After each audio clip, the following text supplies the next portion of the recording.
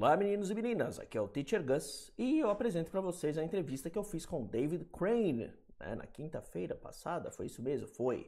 Né, ele me recebeu no Hotel Unique, onde nós batemos um papinho lá, um papinho que vocês vão ver aí que foi meio comprido, né, mas foi uma entrevista exclusiva.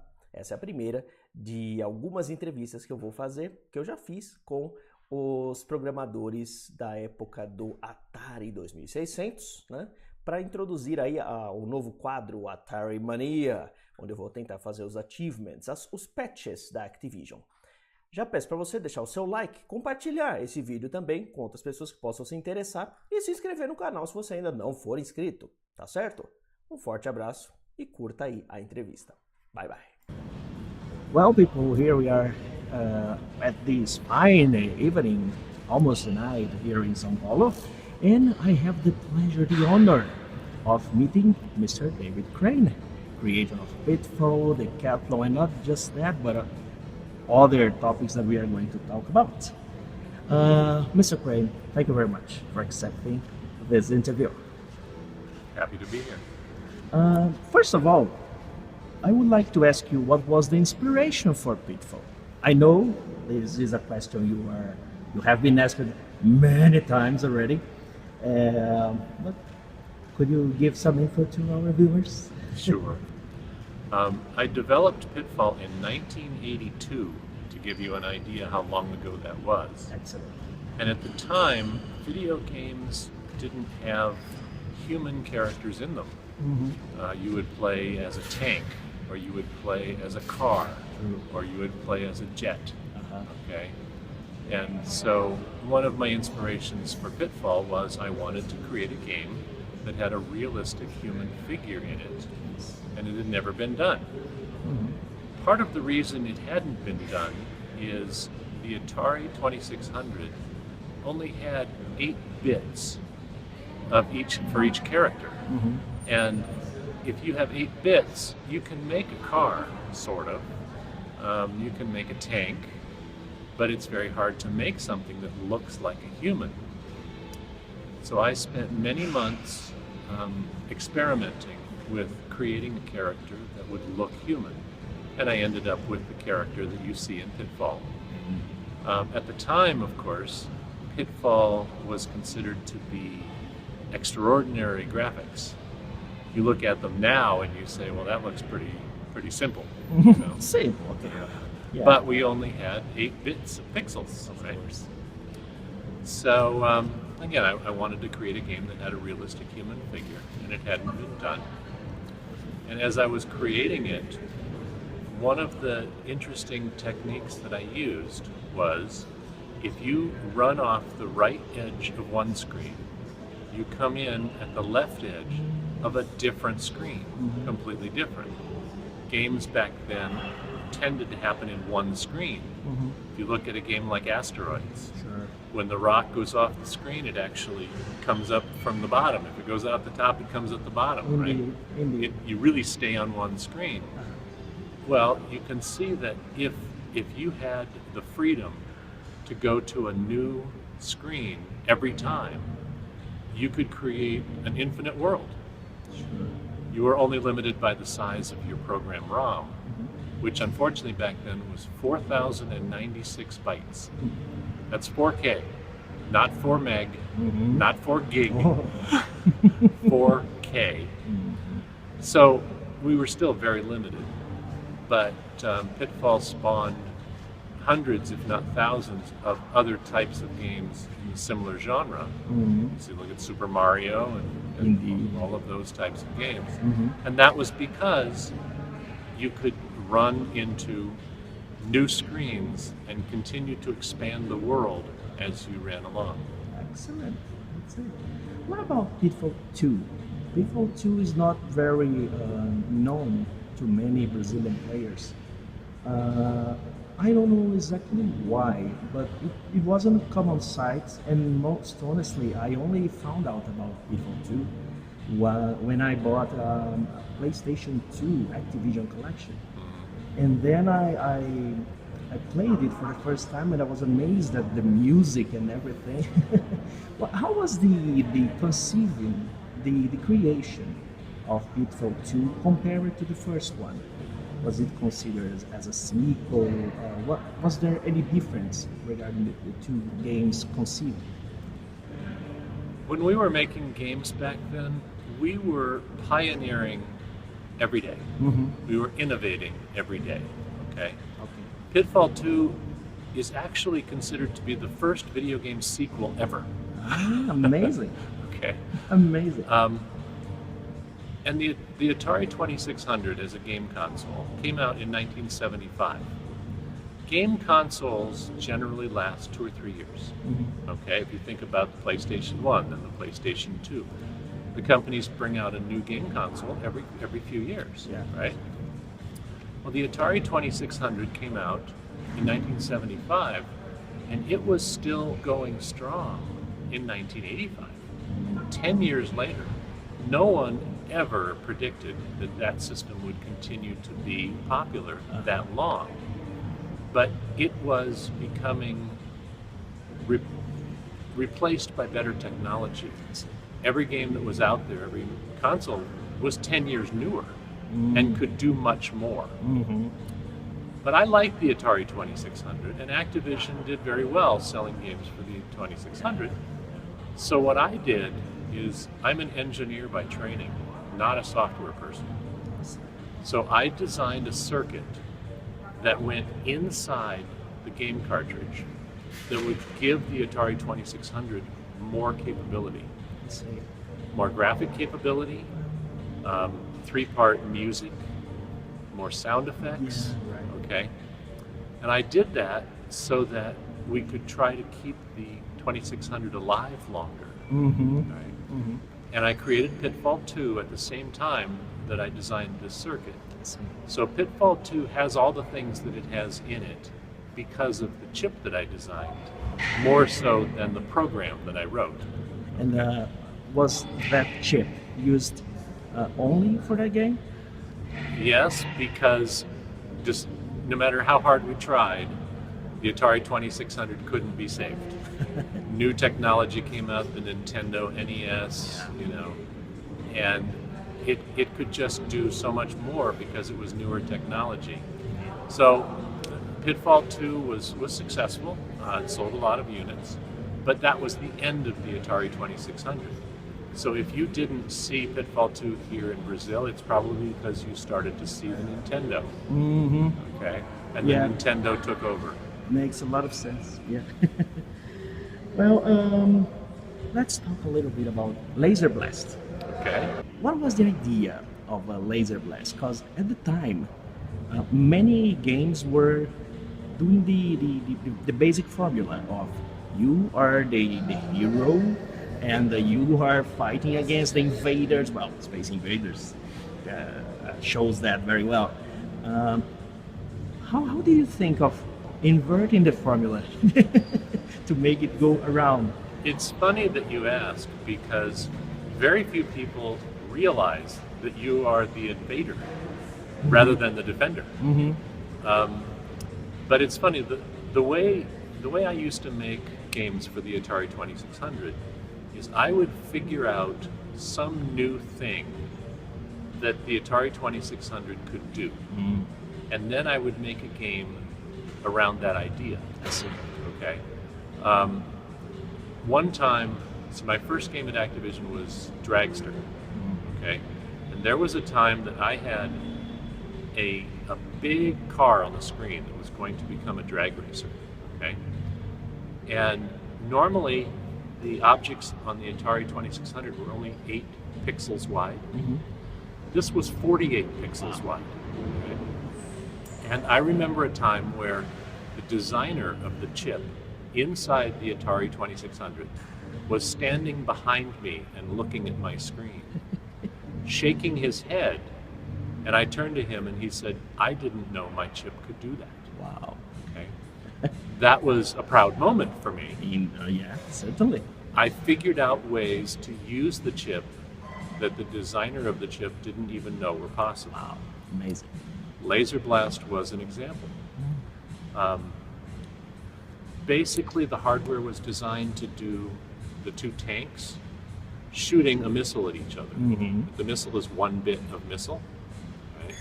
With Laser Blast, I used that missile and I moved it across the screen to make the laser beam. Mm-hmm. Right? So instead of 1 bit, I made a line. Mm-hmm. All right. So I figured out how to make that line, and I said that looks like a laser beam. All right.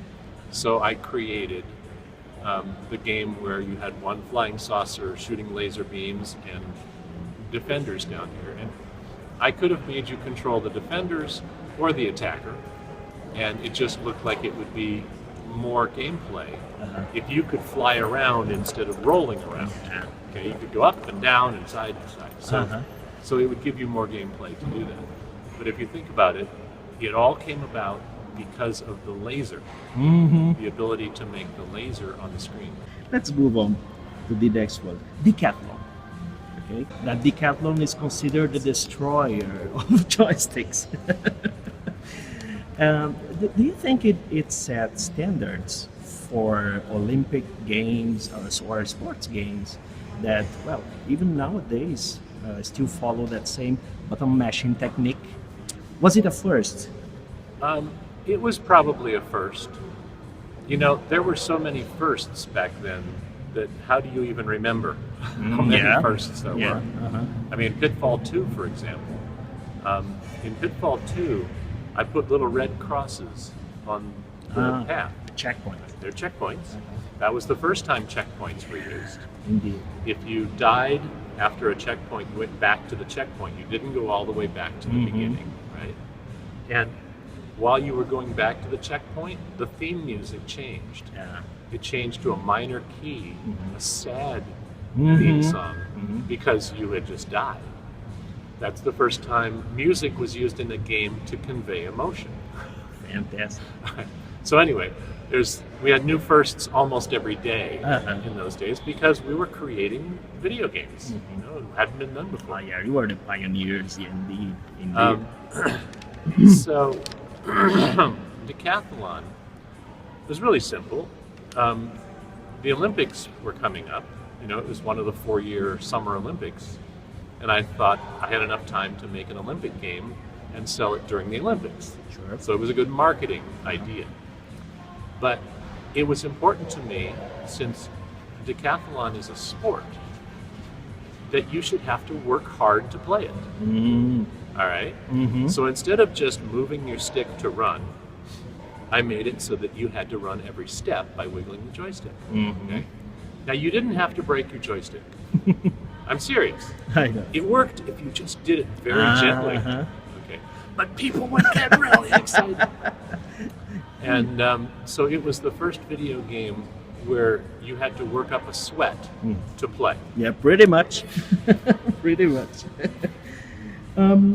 Let's talk a little more about your legacy for the gaming history in general.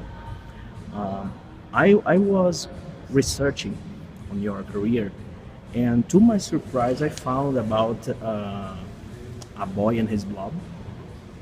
I can figure it out because I never got the manual. The manual, exactly. The manuals weren't really common for us here in Brazil because we would just rent the games, not buy them, as they were imported goods and, well, very expensive. Could you explain a little bit more to this amateur player here? What is A Boy and His Blob about? Well, A Boy and His Blob is what we call a tool-using adventure. Nice. It's an adventure game, and you have tools. And normally in a tool-using adventure game, you would have a menu where you would select the menu and you would say, I want the gun, I want the knife, I want the pick, I want the tool. Okay. And I felt that doing that broke up the gameplay. It interfered with the gameplay. So I said, how do I make a tool-using adventure game in such a way that you never leave the game, you stay in the game? Okay. And when I was growing up, there was a cartoon character that was like the Blob. The TV show was called The Herculoids. I know. And they had these blobs. And I always thought, what a cool pet to have. One that could change shape into any shape that you want. All right. And so I created the storyline about how the blob is from a planet that he loves jelly beans, he loves candy. And for every flavor of jelly bean that you feed him, he transforms into a different shape. All right. So you had to have the manual for that to know what flavor, or experiment. Yeah, you know. yeah. So you would learn what flavor of jelly bean does what to the blob. So the game started up on the surface of New York, and then beneath New York was a cavern that looked a lot like Pitfall 2. Okay. Because I liked the idea with a cavern, you can go up and down and sideways. Indeed. And so if you saw that there was a treasure up on an upper platform and you couldn't see how to get there, you would run underneath and you would throw the blob a licorice flavored jelly bean. And he would extend into a ladder. Ladder, yeah. Okay. And you climb up, get the treasure, climb down, and then you whistle for your blob. He comes back to the blob and comes with you. Exactly. Okay. So licorice was ladder because they both started with the same letter L. And tangerine, trampoline sounds kind of the same. Yeah. So in English, you could see how it was to help you remember what flavor did what. A little harder if you're not playing in English. Yeah. But A Boy and His Blob was a tool-using adventure with a partner. And of course, it was the first time there was a partner in a video game. Indeed. Once again. Once again. Were you involved in the, I think it was a remaster or a remake of the game some years ago? There was a remake done by a company called Way Forward, made it for the Wii. I was not involved. I was actually involved in a remake of A Boy and His Blob that the company went out of business before they could finish paying for the development. Okay. So nothing happened there. And then this company bought the rights and made it. And they did a beautiful job.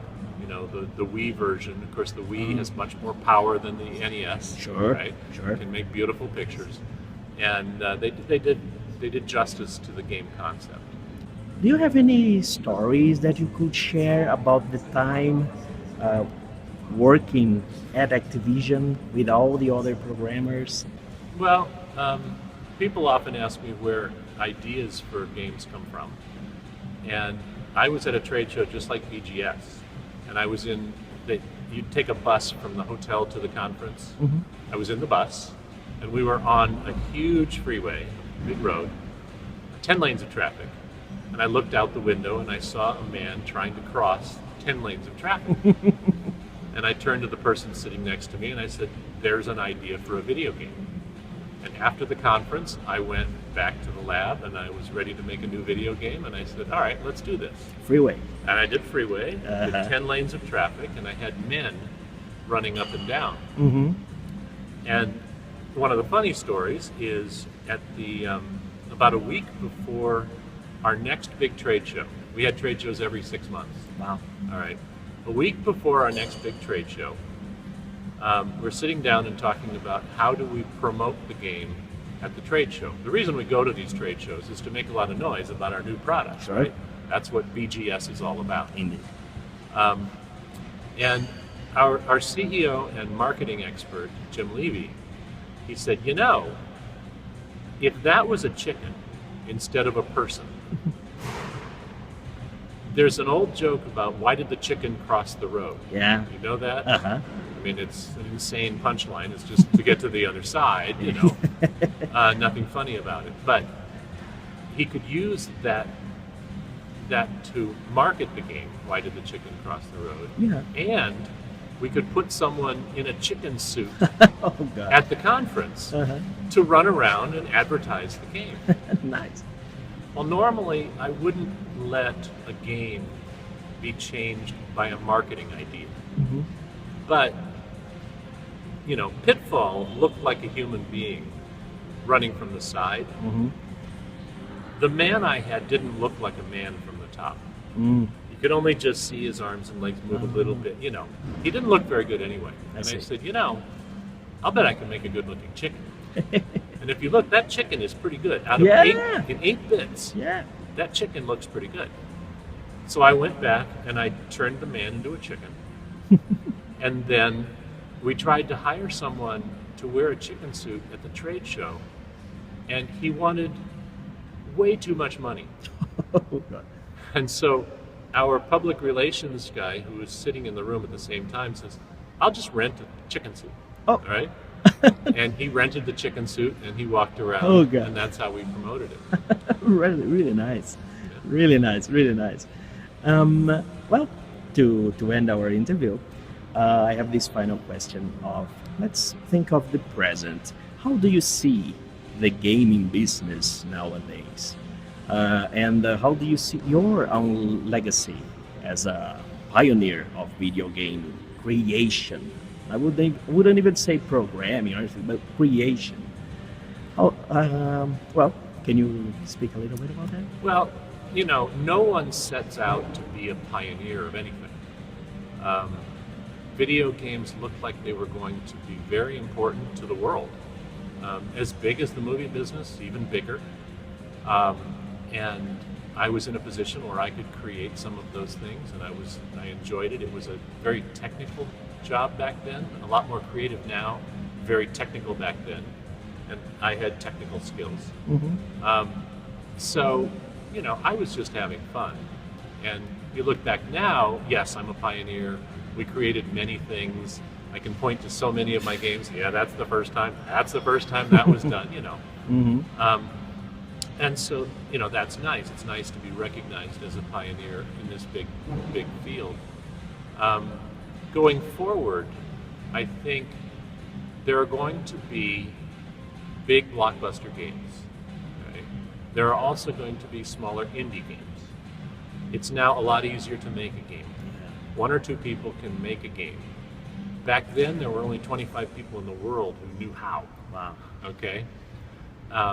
It required so much technical and creative skills in one person. And that's hard to find sometimes. Normally someone is very mathematical or technical and not very creative, or very creative and not very technical. But there will be the big blockbuster games as long as people are willing to pay for them. Because I tell everybody, I said, if you like Call of Duty, if you like those big games that take 300 people and $100 million to make, be sure to buy them. Buy them and pay full price, because it is the profits from this year's game that pays to make another one. If you want to see new games, if you want it to happen, you as the game player have to buy them and see that Activision gets more profits, or whoever the company is. But the indie game is a way for people to experiment. If you're going to spend $100 million on a game, you can't experiment. You have to know what you're going to make. Okay? Which means you're going to make another one just like the other one. There's a lot of copying because it's safe.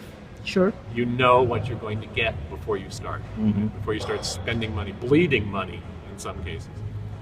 But with an indie game, since there isn't a lot of cost involved, an indie developer can make whatever game they think might be fun. You know, the main character could be a flower. Okay?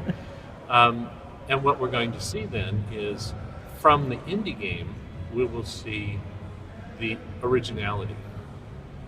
And that's not to say that the indie game might not sell 1 million, okay? But at least there can be a lot more experimentation to find that next big thing. So it's going to be both big blockbuster projects and small indie projects. And overall, we'll get better games out of it. Do you have anything else that you would like to add, or any words to our viewers, anything? Well, this is my first trip to Brazil. I've only been in Sao Paulo for a day. I haven't seen much, but the video game fans are very enthusiastic. Clearly, you know, everyone loves video games here in Brazil. And hopefully that will translate into new developers, new indie developers, and we'll see some great games come out of Brazil. Hopefully.